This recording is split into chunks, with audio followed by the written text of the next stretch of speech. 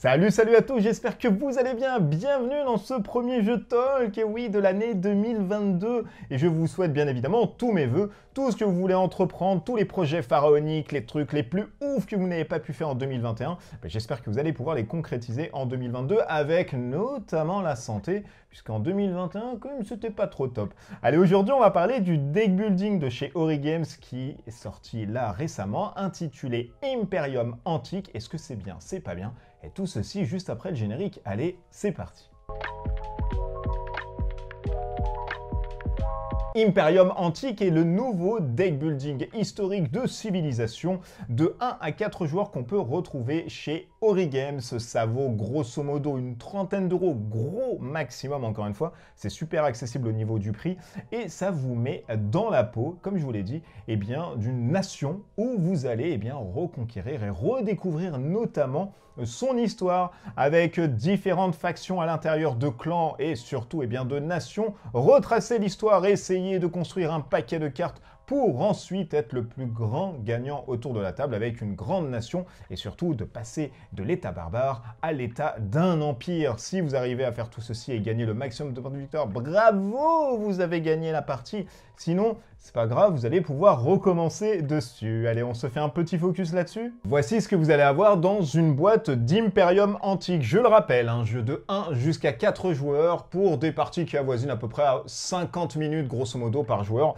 où chaque joueur, bien évidemment, va prendre un empire entre guillemets. Là, vous allez avoir les Vikings et là, vous allez avoir les Romains. Bien évidemment, je vais vous montrer, juste après l'explication, qu'il y a différentes factions à l'intérieur avec un thermoformage qui va pouvoir accueillir les différentes cartes, mais ça reste un jeu de deck building. La notion de deck building, je vous la rappelle, vous allez avoir un paquet qui n'est pas commun à tout le monde, encore une fois, donc voilà, c'est un petit côté assez rafraîchissant à l'intérieur de ce deck building, et vous allez acheter des cartes pour ensuite épurer votre paquet, pour arriver, bien évidemment, à récupérer le maximum de points de victoire. Comment se joue finalement cet Imperium Antique? Chaque joueur va récupérer une nation. Ici, on a les Romains. Ici, on va avoir les Vikings. Alors, ce qui est super intéressant d'entrée de jeu, c'est que chaque faction va se jouer de manière totalement différente. Les Vikings ne vont pas jouer comme étant les Romains et les Romains ne vont pas jouer comme étant les Carthagins, etc.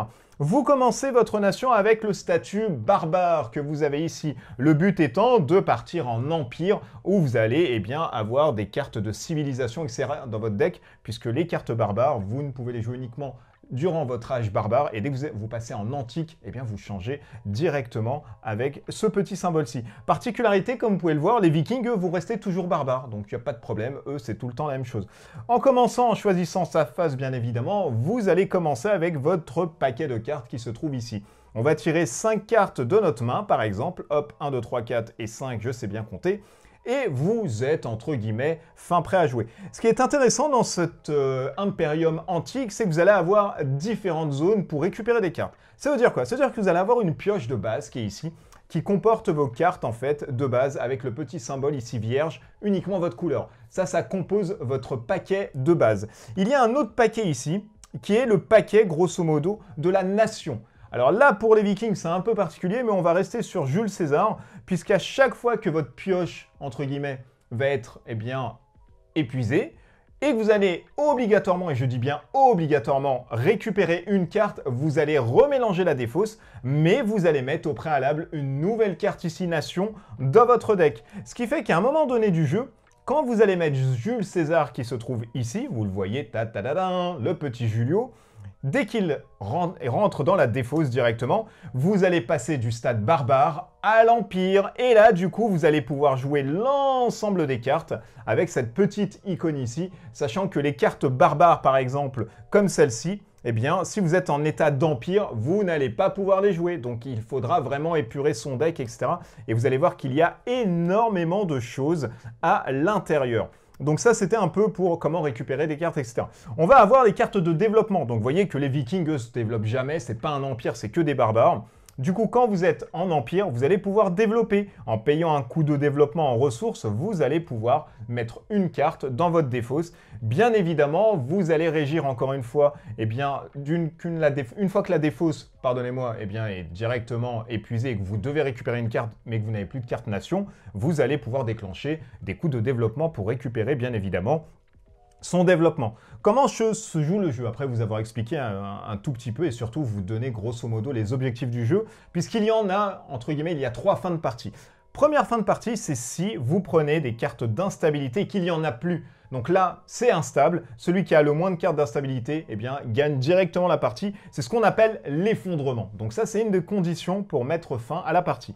La deuxième condition pour mettre fin à la partie, c'est si par exemple ici, eh bien, un peuple a une condition qui lui permet de mettre fin à la partie, c'est-à-dire les Vikings. Dès que vous allez mettre Harald Hardrada qui se trouve ici dans votre défausse, c'est synonyme de fin de partie, vous refaites une manche et ensuite c'est terminé. Donc là, pour le coup, vous allez voir, voilà, il y a une autre façon de terminer.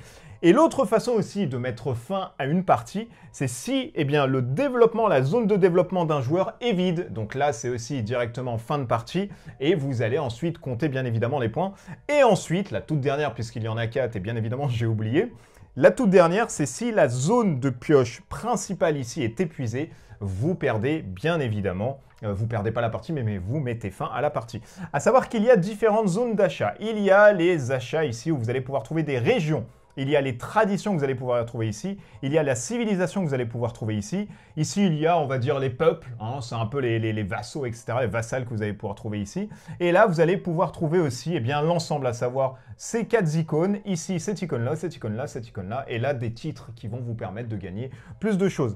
À son tour de jeu, et on y arrive bien évidemment, puisque c'est un peu déconcertant au début de vous présenter ceci, vous avez une des actions que vous pouvez potentiellement faire durant votre phase d'activation. C'est la structure d'un tour. On va faire l'action qui revient le plus souvent, c'est jouer des cartes, donc vous allez faire une activation. Quand vous faites une activation, chaque faction va venir, comme vous pouvez le voir, avec 3 jetons kaki qui se trouvent ici.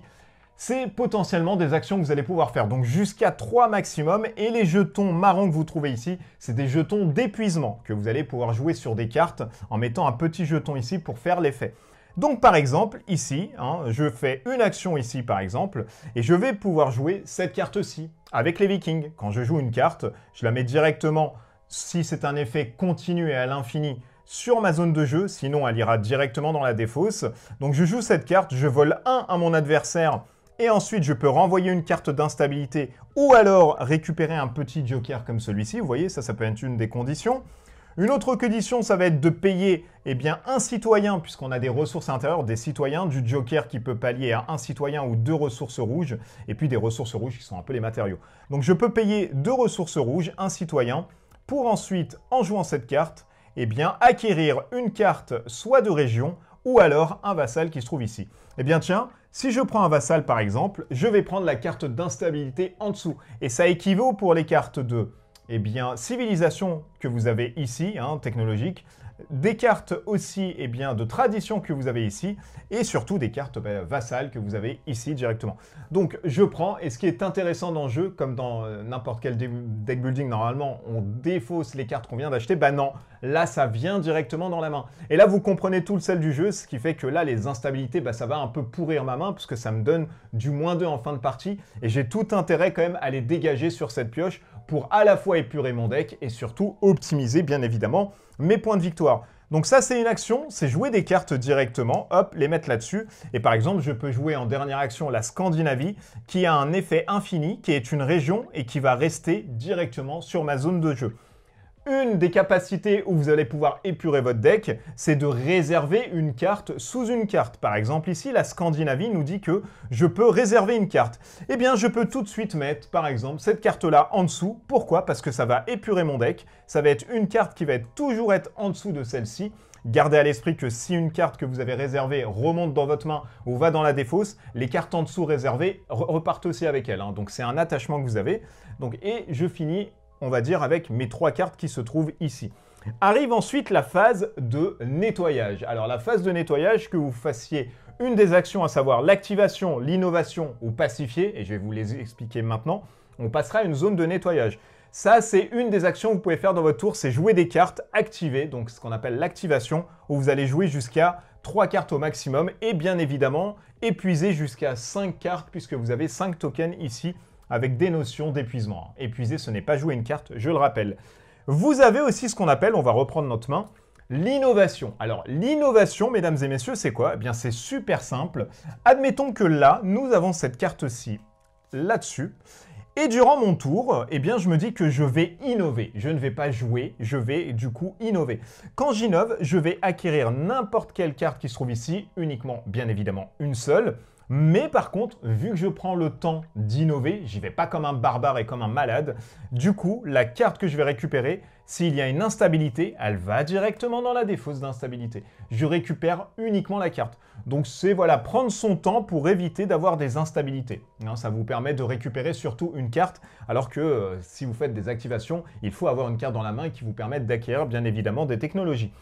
Et enfin, la dernière possibilité que vous avez durant votre tour, c'est pacifier. Pacifier, ça veut dire quoi? Ça veut dire que vous allez renvoyer dans la pile d'instabilité l'ensemble de vos cartes d'instabilité. Donc ça, c'est plutôt pas mal pour épurer une main de merde qui serait avec plein d'instabilité. Du coup, hop, on pourrait directement défausser sa main en se disant voilà, c'est bon, j'ai épuré mon deck directement.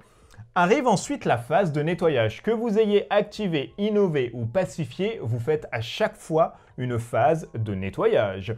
Vous allez rajouter déjà un petit bonus qui se trouve ici sur une des cartes que vous souhaitez. Ça vous permet, entre guillemets, d'avoir un joker sur une carte, mais surtout, ça permet d'appâter un peu les joueurs autour de la table en se disant, bah tiens, je vais mettre un truc ici, peut-être que ça va intéresser des gens de récupérer cette carte, puisque chaque jeton à l'intérieur va être récupéré dès lors que vous allez récupérer la carte. Donc c'est une sorte de petit appât que vous pouvez faire. Vous allez retirer tous les jetons qui se trouvent sur les piles, donc quand on remet une carte, innovation, on met toujours un petit token là-dessus pour dire que durant son tour, si on y épure plusieurs fois et on cycle son deck, on va pouvoir ajouter qu'une carte au maximum. Ça vous permet de faire ça, vous récupérez bien évidemment vos jetons et vous pouvez surtout défausser un nombre incalculable de cartes pour en repiocher jusqu'à 5. Et ça, dans les premiers tours, c'est inévitable, il faut le faire tout le temps. Pourquoi? Parce que vous allez cycler votre deck et le but du jeu, l'un des principaux buts du jeu, c'est quand même d'épurer au maximum son deck pour rajouter des cartes d'innovation, les mettre dans votre deck et ensuite, hop, remélanger et repiocher 5 cartes. Donc vous êtes obligé à chaque fois de cycler et cycler les choses. Voilà ce que vous faites dans une structure de tours. Donc ça, c'est la chose pour tout le monde. À un moment donné du jeu, donc je suis premier joueur, deuxième joueur, troisième joueur, dès qu'on arrive sur un solstice, c'est-à-dire qu'on va recommencer une nouvelle manche avec le premier joueur, et bien là, vous allez faire des effets de solstice directement. Alors ça peut vous donner par exemple de gagner des choses supplémentaires si vous avez des cartes comme ça qui vous donnent des effets de solstice, etc. Ce qui vous permet de faire bien évidemment plusieurs choses. Vous l'avez compris, dans ce jeu, les Romains ne vont pas se jouer de la même manière que les Vikings, puisque les Vikings, par exemple, eux n'ont pas d'histoire, alors que les Romains vont avoir une histoire. L'histoire, c'est quoi? Vous allez récupérer à un moment donné du jeu des cartes, et il va y avoir par exemple certaines cartes qui vont vous dire par exemple, vous innovez ici en tradition et vous archivez cette carte dans votre histoire. Ça veut dire que cette carte ne reviendra plus, elle est fixée dans votre histoire. Donc vous la mettez sous votre carte de nation. Donc ça vous permet de recycler aussi votre chose. Et c'est là où tout le sel du jeu, entre guillemets, réside dans cet Imperium, ce deck building un peu, on va dire, innovant et rafraîchissant. Les Vikings, eux, ne possèdent pas d'histoire. Et on se dit qu'à chaque fois qu'ils vont avoir une histoire, ils vont défausser les cartes. Du coup, vous êtes plus habilité à jouer des cartes qui vont vous dire, jouez-la en histoire. Vous la jouez en histoire, mais elle revient dans la défausse. Donc, vous allez pouvoir la rejouer plus tard. Alors que là, quand vous la mettez dans l'histoire, c'est terminé. Vous ne pouvez plus, bien évidemment, la rejouer. Et vous faites tout ceci, bien évidemment, jusqu'à gagner la partie ou alors, bien évidemment, la perdre. À savoir que quand vous allez faire un décompte, vous allez bien évidemment compter l'ensemble des points que vous avez à la fois sur l'histoire, la défausse, la pioche, ce que vous avez mis, innové, etc.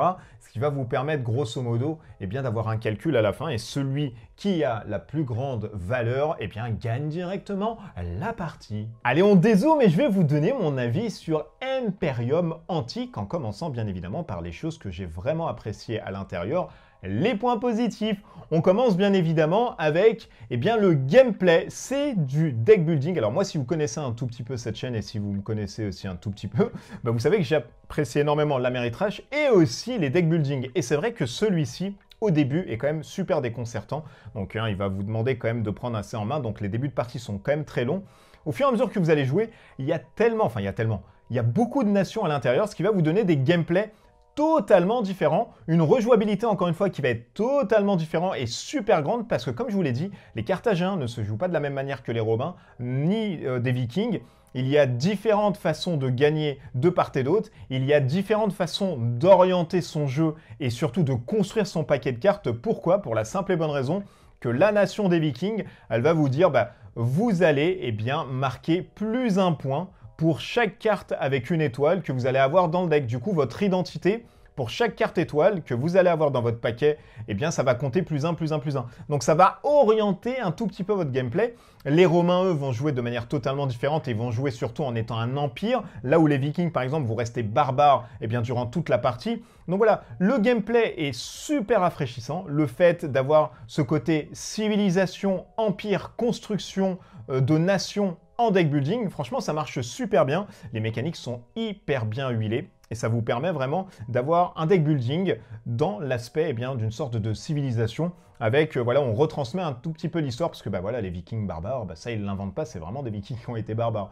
Donc pour le coup, c'est assez sympa, on essaye quand même d'apprendre avec beaucoup de mécaniques qui sortent un peu des sentiers battus, notamment sur ce qu'on connaît du format deck building. L'autre point positif, c'est son prix. Alors bien évidemment, quand on pense deck building, on se dit oh là là, on va peut-être frôler les 40 balles. Là non, franchement au maximum, vous allez peut-être le trouver à 30 balles. Je pense qu'on est même sur 28, ou même peut-être 27, 26, vous pouvez le trouver. Donc c'est une boîte comme ça. Alors il en existe deux. Il y a Légende qui vous rajoute bien évidemment d'autres choses. C'est deux standalone, donc que vous preniez Antique comme celle-ci ou Legend chez Origames, vous allez avoir des gameplays totalement différents et les deux peuvent se mixer sans problème. Donc vous inquiétez pas, il y a plein de trucs à faire. Ça va vous rajouter bien évidemment une bonne rejouabilité avec les clans que vous allez avoir à l'intérieur.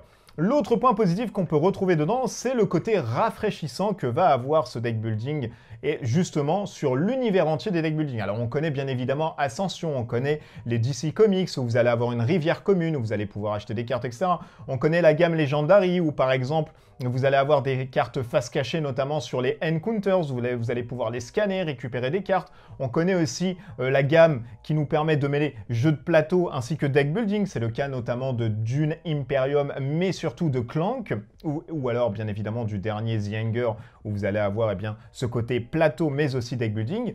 Et ici, on a une autre notion de deck building où vous allez avoir ce côté clan, ce côté de nation, qui va justement orienter votre gameplay. Et vous n'allez pas forcément acheter les cartes qui vont gêner les gens, vous allez surtout acheter et construire autour de votre nation. Et c'est là où c'est super important parce qu'il y a de vrais choix à faire. Vous n'allez pas acheter comme ça, comme n'importe quel deck building, je m'en fous, j'ai de l'argent, j'achète. Non, là il ne faudra pas tellement acheter. Pourquoi? Parce que vous allez avoir vos decks nations et il va falloir piocher à l'intérieur, donc épurer son deck, etc. Donc il y a plusieurs stratégies à mettre en place. C'est super rafraîchissant. Moi je vous ai dit, j'ai vraiment apprécié ce côté-là qui vous permet d'avoir cette civilisation et ce côté un tout petit peu où vous allez construire vraiment quelque chose. Dernier point positif que vous allez trouver à l'intérieur, c'est le côté asymétrique que vous allez avoir des différents clans. Comme je vous l'ai dit, les Vikings, les Carthagins, vous allez avoir aussi les Romains, vous allez avoir aussi... Alors, il y a énormément de factions, alors je les oublie, j'essaye de les voir ici, mais non, ma note me les donne pas. Donc, vous allez avoir à peu près à l'intérieur, je crois, 6 ou 7 nations par boîte. Donc ça vous permet vraiment d'avoir plein de choses à l'intérieur. Et voilà, comme je vous l'ai dit, la rejouabilité est assez énorme et surtout le gameplay va varier directement et la stratégie va varier. Et puis surtout, votre technique et votre approche et votre construction de paquets de cartes va varier aussi, puisque du coup, vous allez adapter une nouvelle gymnastique. Donc c'est super bien huilé en termes de mécanique. Franchement, comme je vous l'ai dit, ça marche très bien. Et surtout, il y a un mode solo à l'intérieur. C'est un vrai mode solo. Ce n'est pas une vulgaire variante comme ça qu'on vous lâche. Et c'est vrai que le mode solo marche énormément. Bien évidemment, vous allez voir qu'il y a un gros problème à l'intérieur. Et on va y revenir. Ça fait la bonne transition, bien évidemment, sur le côté des points négatifs que j'ai moins aimés sur Imperium Antique. Alors attention, attachez les ceintures, on y va. Premier point négatif qu'on va avoir, le livret de règles. Il est horrible. Très sincèrement, il manque des choses, il y a des coquilles, c'est très compliqué. Moi, je vous l'avoue que je me suis repris à 2-3 fois parce qu'il y avait des notions où je me suis dit « Attends, mais il me parle de ça, mais est-ce que ça contredit pas ce qu'ils sont en train de me raconter, etc. » Donc, c'est dommage. C'est dommage parce que c'est chiant même. dans une localisation, j'ai l'impression que le travail n'a pas été fait. En tout cas, ça donne ce sentiment que le boulot n'a pas été fait du côté de la localisation, parce qu'on se dit, il y a tellement de coquilles sur les cartes aussi, hein, il y a des coquilles, etc. Alors, ils ont sorti plein d'errata, etc., des FAQ, machin, qui vous permettent sur le site d'Origames, Trick Track BGG, je vous mettrai les liens en descriptif, de pallier à tout ceci. Bah, et force est de constater que si vous achetez une boîte et qu'il y a des coquilles comme celle-ci, bah, vous allez être un peu dégoûté. C'est super frustrant, quoi, de choper une boîte même à une vingtaine d'euros. Hein. Certains me diront, ouais, mais c'est super pas cher, le jeu est quand même jouable. Le jeu est super jouable, mais voilà, c'est chiant, il faut quand même aller imprimer, machin. Moi, je pense toujours aux personnes qui n'ont pas l'instinct naturel d'aller sur Trick Track, l'instinct naturel d'aller sur Board Game Geek, qui n'ont pas de compte Facebook, qui ne font pas partie de pages de communauté ludique, et du coup qui vont prendre le jeu comme tel en se disant ok, les règles c'est celle-ci. Bah, je comprends pas tellement parce que j'ai l'impression que c'est écrit avec les pieds. Le mode solo prend énormément aussi là-dessus. Pourquoi? Parce que les tables qu'on va avoir dedans, elles sont différentes. Alors elles sont pas différentes de manière magistrale, etc. Mais il y a quand même des points pas éclaircis et il faudra aller quand même les récupérer parce que voilà, à l'intérieur, c'est pas notamment mis à jour. Et c'est dommage dans une localisation de ne pas avoir cette mise à jour qui a été faite en amont et de ne pas pouvoir la récupérer. Alors bien évidemment, je tape dessus parce que pour moi ça me paraît aberrant et je pense qu'il faut sonner quand même et tirer la sonnette d'alarme en se disant les gars, voilà quand même, vous localisez des trucs, essayez de faire un taf quand même à côté. Je ne sais pas s'il y a eu des retards ni quoi que ce soit, donc moi je le prends comme ça parce que le joueur lambda, lui, quand il va mettre de l'argent et quand vous allez mettre de l'argent, vous allez prendre le truc lambda et on va pas vous expliquer oui, mais on a eu des retards. Le consommateur, il en a rien à foutre. Vous avez eu du retard ou X temps, moi je mets de l'argent, je le vois sur les étals. Pour moi, il doit être de A à Z hyper impeccable. J'ai pas, j'ai pas à aller à droite à gauche, récupérer des erratins, imprimer, faire des trucs. J'ai pas que ça à foutre en achetant une boîte. Et franchement, les mecs ont raison. Hein. On va pas leur dire non, faites un peu machin. Donc voilà, le jeu est fonctionnel, mais le livret aux fraises, c'est une grosse merde monumentale. Il y a trop de trucs qui vont pas, moi ça m'a dérangé. Et puis le mode solo, il faudra reprendre les nouvelles tables à l'intérieur. Parce que voilà, il y a plein de trucs qui vont pas. Et du coup, encore une fois, il est fonctionnel. Attention, n'allez pas dire oui, Moussino, il nous dit que ça c'est pas jouable. Non, non, c'est super jouable, mais il faut quand même avoir ce complément d'information en amont. Et du coup, ça c'est super important de l'avoir. Donc voilà, un gros point noir sur la localisation, là, notamment sur les livrets de règles qui m'ont fait yesh, mais à un niveau assez pharaonique, sans faire de mauvais jeu de mots. L'autre point qui m'a chafouiné à l'intérieur, c'est le temps. Moi, pour un deck building, en tout cas, voilà, alors je conçois que ça soit pas aussi ma tasse de thé d'avoir des gros longs deck building. Moi, j'ai eu Saint Seiya qui était, je trouvais déjà énormément long. On était sur 1h30, 2 heures de partie. Là, grosso modo, on est sur ce même tempo. Hein. Quand vous allez jouer en solo, moi, ma première partie en solo, par exemple, a duré 2h30, 3 heures. Parce que je faisais des va-et-vient avec ça, parce que voilà, on n'a pas les automatismes. À un moment donné, franchement, force est de constater que vous allez prendre les autos, vous allez connaître les tables par rapport à les différentes factions. Un des super bons points positifs, comme je vous l'ai dit, c'est le solo, parce que chaque nation se joue de manière totalement différente, que ça soit en IA ou alors avec un joueur humain. Et ça, c'est une mention hyper honorable à louer au mec là qui a fait le jeu, qui est d'ailleurs, je ne l'ai pas dit, pardonnez-moi, mais Nigel Buckles, parce que voilà, il a vraiment optimisé ses trucs et on ressent, bien évidemment, quand vous allez jouer les Vikings, qu'en solo, eh bien, l'IA va gérer vraiment ce côté Viking que vous allez jouer en joueur humain. Donc c'est assez sympa, franchement, voilà. Là, il n'y a rien à redire, mais il faut avoir les tables, entre guillemets, à jour. Et moi, j'ai trouvé ça quand même un peu long, voilà, un peu long parce que on passe un peu son temps, on va dire un tout petit peu dans une coquille. Alors j'ai joué à 3 moi sur Tabletop Simulator, entre guillemets, parce que voilà, il y avait quelqu'un qui a un module, très sincèrement, je ne sais même plus qui, on m'avait invité, je dis bah vas-y, pourquoi pas, why not. Et c'est vrai que sur Tabletop, déjà, ça prend du temps, pourquoi? Parce que il y a le module qui est hyper long, cliquer, machin, c'est pas aussi instinctif que voilà, prendre des cartes, remélanger son deck, etc. Donc ça avait mis plus de temps, mais bon, ça je le prends pas en compte. Et là, c'est vrai que à 2 jours, j'ai essayé. On a mis quand même 2 heures à peu près, 2h30. Donc moi je trouve quand même ça assez long pour un jeu entre guillemets de deck building. C'est vraiment propre à ma personne. Un autre point négatif moi que j'ai trouvé dedans. Alors attention, ça c'est vraiment un truc super perso. C'est pas un truc on va dire assez général. Là c'est vraiment très perso. J'ai pas trouvé Imperium antique super fun à jouer. Alors quand vous allez me dire super fun, ouais, mais c'est super relatif, Moussino, parce que tu nous dis super fun, mais qu'est-ce qui est super fun? Moi, j'ai trouvé un truc, et vous auriez raison, bien évidemment, il n'y a aucun problème là-dessus. Mais je suis obligé de vous dire ça, pourquoi? Parce que moi, j'ai l'impression qu'il y avait uniquement une mécanique, et du coup, ok, je vais faire ça, je vais épuiser, je vais faire ça. Et finalement, je faisais pas beaucoup d'interaction avec mon partenaire de jeu, du coup. Alors, les Vikings, etc., vont voler des ressources, machin, mais au-delà de ça, voilà, il n'y a pas grand-chose entre humains, on va enquiquiner, machin. Et je me suis retrouvé, j'ai eu le sentiment d'avoir affaire à une mécanique pure, simple, qui marche super bien. Encore une fois, là n'est pas la question. Mais sur le côté fun, alors il y a des jeux qui sont hyper pas fun, comme par exemple Living Earth, où j'ai eu quand même un sentiment voilà, de faire quelque chose, machin. Là, j'ai pas eu trop ce sentiment de me dire, tiens, avec les ressources, moi, je m'attendais peut-être la population de les envoyer pour justement établir plus de trucs, machin. Il y a un système de combo qui marche bien dedans. Mais je sais pas, il y a ce côté fun, moi, qui me manque dedans et j'ai plus l'impression d'avoir à faire une très très bonne mécanique, encore une fois, là n'est pas la question. Mais voilà, pour moi en tout cas, il y a ce côté fun, entre guillemets, qui manque. Et dernier point négatif, bien évidemment, je le redis tout le temps parce que c'est compliqué, je sais pas pourquoi les éditeurs n'entendent pas, je sais pas où ça coince très sincèrement. Et moi j'invite les gens à chaque fois à me dire mais pourquoi ça coince à ce niveau-là? Le thermoformage dedans. Déjà, il faut sliver impérativement vos cartes. Pourquoi? Parce que c'est carrément du papier à cigarette. Très sincèrement, elles sont... voilà, c'est pas très rigide. Moi, quand je les mélange et que je sleeve plus mes cartes, parce que voilà, c'est un gain de temps pour moi, pour vous faire des vidéos et pour jouer assez rapidement et sortir une critique assez rapide pour que vous soyez au courant si vous voulez l'acheter ou pas du tout, et pour vous donner même un avis. Du coup, elles sont usées sur le côté. Moi, j'ai les arêtes là qui commencent à blanchir. Et c'est pas normal parce que Power Rangers, par exemple, que j'ai acheté, quand j'ai joué avec, ça a été pas slivé, j'ai fait quand même une dizaine de parties, c'était pas aussi blanc. Et là, ça commence à être blanc, franchement, je m'interroge. Donc très sincèrement, moi, je vous invite à protéger votre carte. Mais le problème maintenant, eh bien, très chers amis, c'est quand vous allez protéger votre carte, et je vais pas vous mentir parce que vous allez me dire, il me raconte quand même des cracks.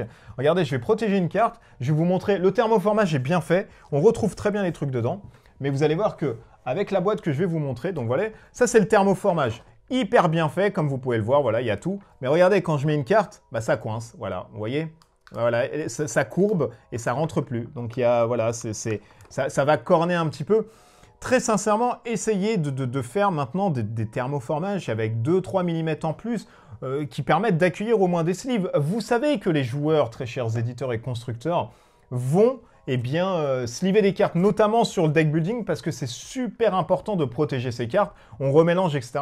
Et ça ne va pas détériorer les cartes. Donc, s'il vous plaît, la prochaine fois, essayez, on le rabâche à chaque fois, on vous dit à chaque fois, les thermoformages, c'est super important, notamment sur les jeux de cartes.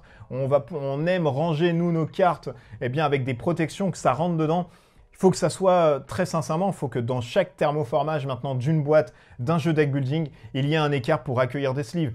Je ne sais pas pourquoi ça ne rentre pas vraiment là dans le panthéon des jeux quand on crée des trucs, mais il faut vraiment se l'imprimer dans le crâne où, ok, je fais un deck building, je pense tout de suite à des cartes slivées parce que la majorité des personnes et des joueurs vont sliver des cartes, vont protéger les cartes, et du coup, il faut penser à ces joueurs-là voilà, qui veulent ranger leur jeu à l'intérieur. Après avoir vu les pour et les contre, qu'est-ce qu'il en ressort finalement de cet Imperium antique? Alors, vous le savez, moi, je donne pas tellement mon avis là-dessus, j'essaye de m'extraire vraiment de ma capacité, de ma carapace comme ça de joueur pour vous donner un avis le plus neutre possible. Parce que sinon, moi, la note, elle serait hyper basse. Je mettrais, je pense, 5,5 sur 10 parce que ça m'a pas si emballé que ça.